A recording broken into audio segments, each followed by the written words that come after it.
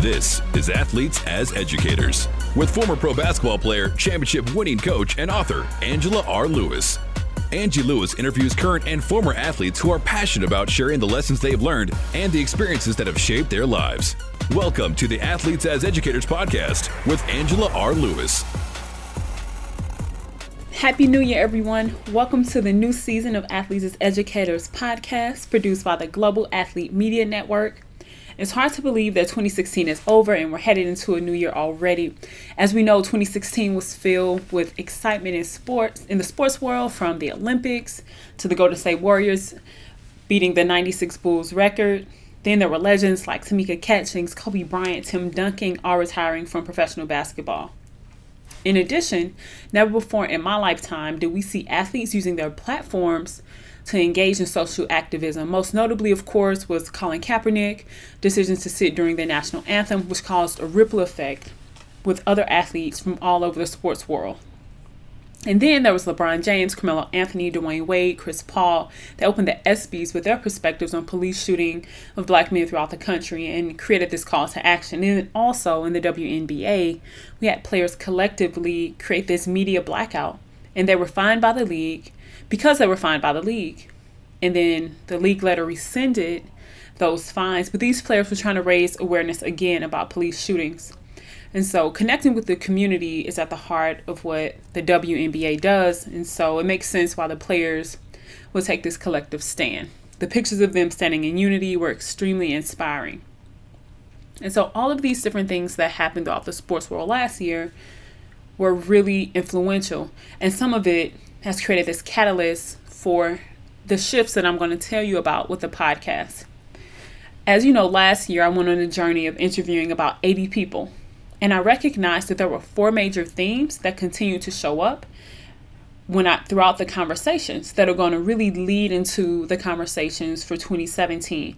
But before we dive into those themes, it's really important that you know the initial reason for this podcast. I really started this podcast to help parents and student athletes better understand the college recruiting process. As you know, I was an NCAA Division I athlete. I played college basketball at St. Louis University. After playing ball at St. Louis U, I played overseas in Germany. Then I came back, went to grad school, coached college ball, and then even coached professional basketball with the St. Louis Surge. And over the years, parents have constantly asked me about the recruiting process. And so I decided to talk to people who've been there, who had actually played college ball, who had either gone on to play professionally or they had gone on to work other careers. And I wanted to ask them about what their experiences were like so that parents can have real advice from real people who've gone through it, because there's so much content out there and they don't always know where to get good information. And as I began to interview more and more people, I realized that there was significantly more depth to these conversations.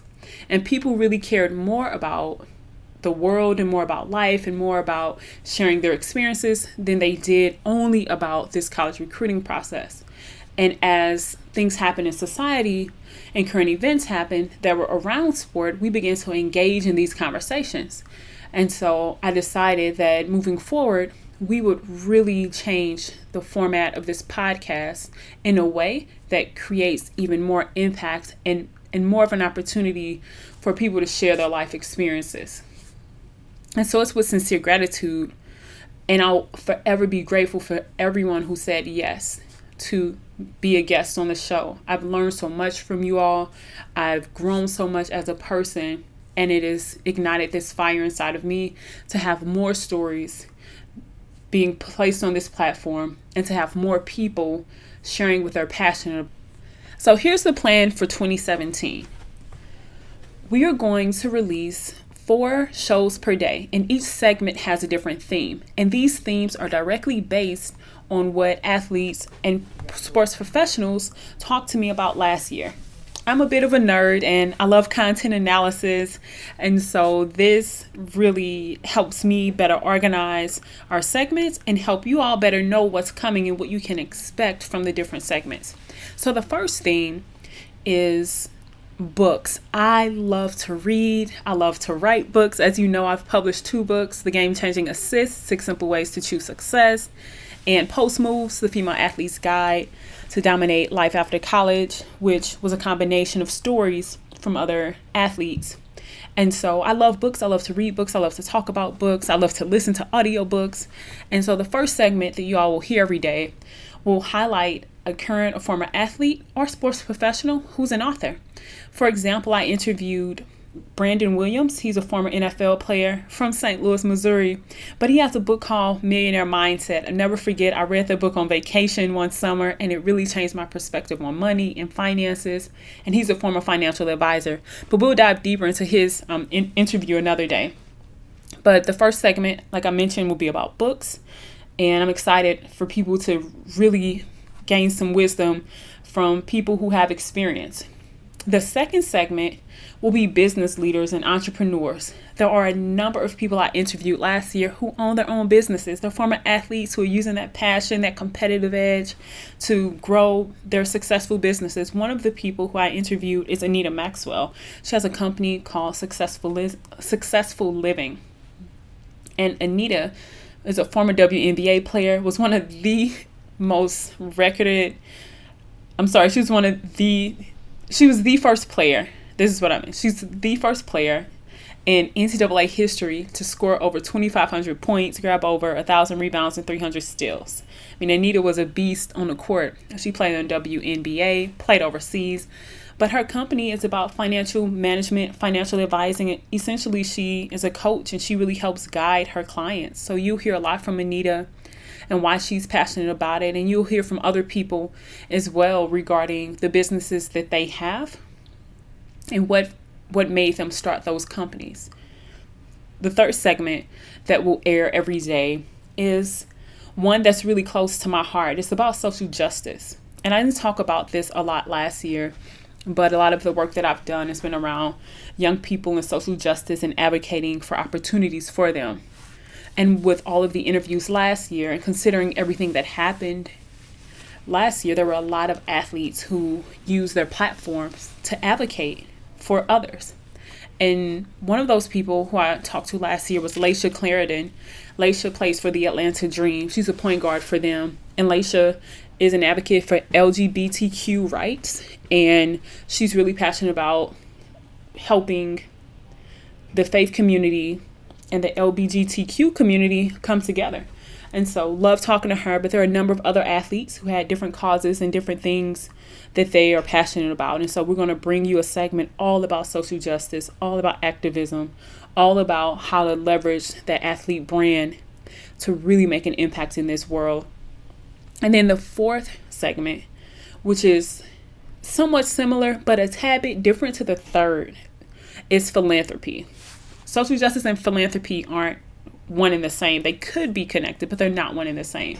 The philanthropy section may be the one that I was most inspired by last year because I didn't anticipate talking to so many current and former athletes and people in the sports world who have literally created nonprofits, or they're the face of a specific nonprofit or a specific cause, and they really want to help youth. For example, Caleb Thornhill, who works with the Miami Dolphins, who I had the opportunity to go out to Lansing, Michigan, and be a part of their nonprofit. It's called Apex Academy. It used to be 4th and 1.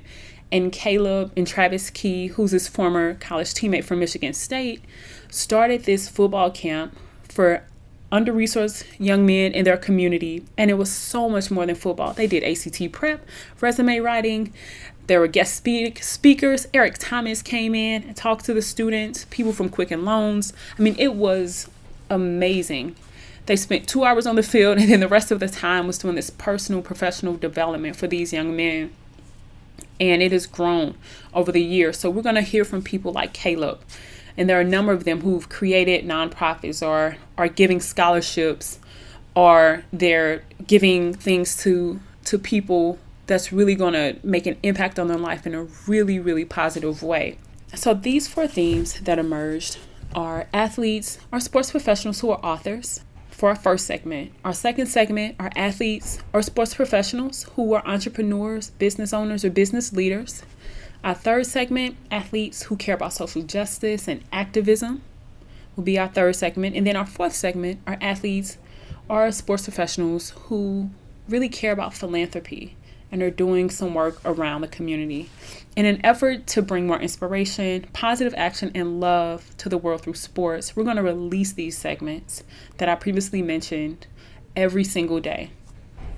So in the mornings, you're going to hear about athletes who have written books, and then we're going to give some writing tips. You're going to hear about sports professionals and athletes who have businesses, and then ways that you can make your business better. You're going to hear about athletes who are passionate about social justice, what they're doing to create change, but then also how you can get involved. And lastly, you're going to hear about athletes who are committed to philanthropy and what he or she's doing to leave a legacy, and then how you can get started with some nonprofits or some other organizations in your area. So be ready to tune in, take notes, and be moved to action. Again, thank you for your support, motivation to provide a platform that encourages sports figures to share their experiences authentically. On the network today, we're going to recap the interviews from Anita Maxwell in our business segment. We're going to recap Laisha Clarendon, as I mentioned earlier, about social justice. And then we're going to recap Caleb Thornhill in our philanthropy segment. Be sure to visit globalathletemedia.com for show notes. You can listen to us in iTunes, Stitcher, SoundCloud, and we're excited to have you a part of our community. If there are some athletes that you know who fit into these 4 segments who you think would be great, shoot me an email at info@globalathletemedia.com. Again, that's info@globalathletemedia.com. We'd love to hear from you, and would love to hear from some athletes who you think would be a great fit. Thank you.